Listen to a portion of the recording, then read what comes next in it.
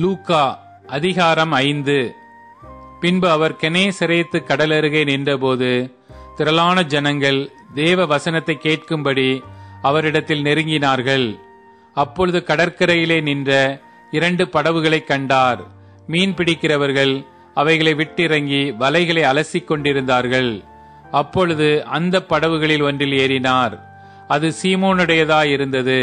அதை கரையிலிருந்து சற்றே தள்ளும்படி அவனை கேட்டுக்கொண்டு அந்த படவில் உட்கார்ந்து ஜனங்களுக்கு போதகம் பண்ணினார். அவர் போதகம் பண்ணி முடித்த பின்பு சீமோனை நோக்கி, ஆழத்திலே தள்ளிக்கொண்டு போய் மீன் பிடிக்கும்படி உங்கள் வலைகளை போடுங்கள் என்றார். அதற்கு சீமோன், ஐயரே, ரா முழுவதும் நாங்கள் பிரயாசப்பட்டும் ஒன்றும் அகப்படவில்லை. ஆகிலும் உம்முடைய வார்த்தையின்படியே வலையை போடுகிறேன் என்றான். அந்தப்படியே அவர்கள் செய்து தங்கள் வலை கிழிந்து போகத்தக்கதாக மிகுதியான மீன்களை பிடித்தார்கள். அப்பொழுது மற்ற படவிலிருந்த கூட்டாளிகள் வந்து தங்களுக்கு உதவி செய்யும்படிக்கு சைகை காட்டினார்கள். அவர்கள் வந்து 2 படவுகளும் அமிழத்தக்கதாக நிரப்பினார்கள். சீமோன் பேதுரு அதைக் கண்டு இயேசுவின் பாதத்தில் விழுந்து, ஆண்டவரே, நான் பாவியான மனுஷன், நீர் என்னை விட்டு போக வேண்டும் என்றான். அவர்கள் திரளான மீன்களை பிடித்தது நிமித்தம் அவனுக்கும் அவனோடு கூட இருந்த யாவருக்கும் பிரமிப்பு உண்டானபடியால் அப்படி சொன்னான்.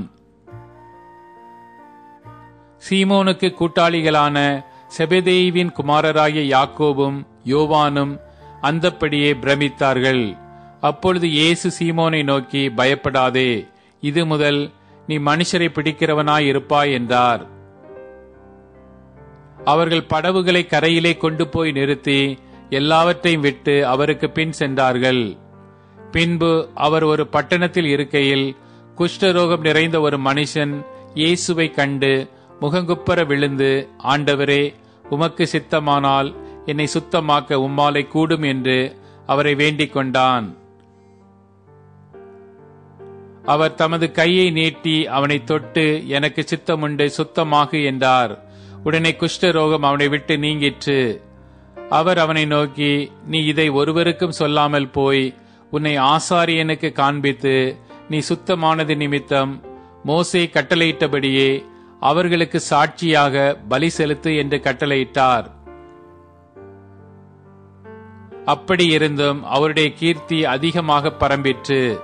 திரளான ஜனங்கள் அவருடைய உபதேசத்தை கேட்பதற்கும் அவராலே தங்கள் பிணிகள் நீங்கி சௌக்கியமடைவதற்கும் கூடி வந்தார்கள்.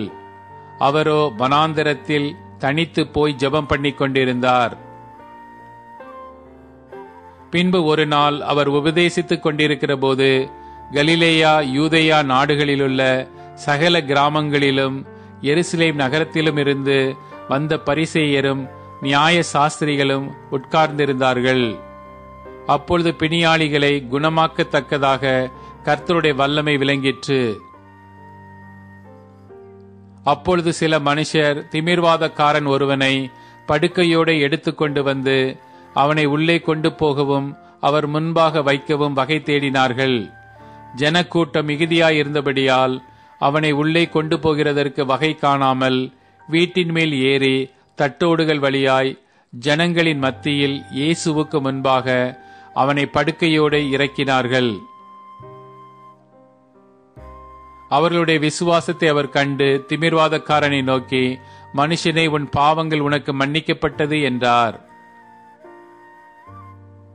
அப்பொழுது வேத பாரகரும் பரிசேயரும் யோசனை பண்ணி, தேவ தூஷணம் சொல்லுகிற இவன் யார்? தேவன் ஒருவரே அன்றி பாவங்களை மன்னிக்கத்தக்கவர் யார் என்றார்கள். இயேசு அவர்கள் சிந்தனைகளை அறிந்து அவர்களை நோக்கி, உங்கள் இருதயங்களில் நீங்கள் சிந்திக்கிறதென்ன? உன் பாவங்கள் உனக்கு மன்னிக்கப்பட்டது என்று சொல்வதோ, எழுந்து நடவென்று சொல்வதோ எது எளிது? பூமியிலே பாவங்களை மன்னிக்க மனுஷகுமாரனுக்கு அதிகாரம் உண்டென்பதை நீங்கள் அறிய வேண்டும் என்று சொல்லி திமிர்வாதக்காரனை நோக்கி, நீ எழுந்து உன் படுக்கையை எடுத்துக்கொண்டு உன் வீட்டுக்கு போ என்று உனக்கு சொல்லுகிறேன் என்றார். உடனே அவன் அவர்களுக்கு முன்பாக எழுந்து தன் படுக்கையை எடுத்துக்கொண்டு தேவனை மகிமைப்படுத்தி தன் வீட்டுக்கு போனான். அதனாலே எல்லாரும் ஆச்சரியப்பட்டு தேவனை மகிமைப்படுத்தினார்கள். அல்லாமலும் அவர்கள் பயம் நிறைந்தவர்களாகி அதிசயமான காரியங்களை இன்று கண்டோம் என்றார்கள். இவைகளுக்கு பின்பு அவர் புறப்பட்டு ஆயத்துறையில் உட்கார்ந்திருந்த லேவி என்னும் பேருடைய ஒரு ஆயக்காரனை கண்டு, எனக்கு பின் சென்று வா என்றார். அவன் எல்லாவற்றையும் விட்டு எழுந்து அவருக்கு பின் சென்றான். அந்த லேவி என்பவன் தன் வீட்டிலே அவருக்கு பெரிய விருந்து பண்ணினான். அநேக ஆயக்காரரும் மற்றவர்களும் அவர்களோட கூட பந்தி இருந்தார்கள்.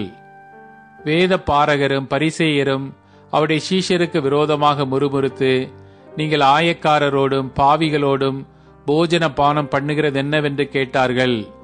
இயேசு அவர்களுக்கு பிரதியுத்தரமாக, பிணியாளிகளுக்கு வைத்தியன் வேண்டியதே அல்லாமல் சுகமுள்ளவர்களுக்கு வேண்டியதில்லை.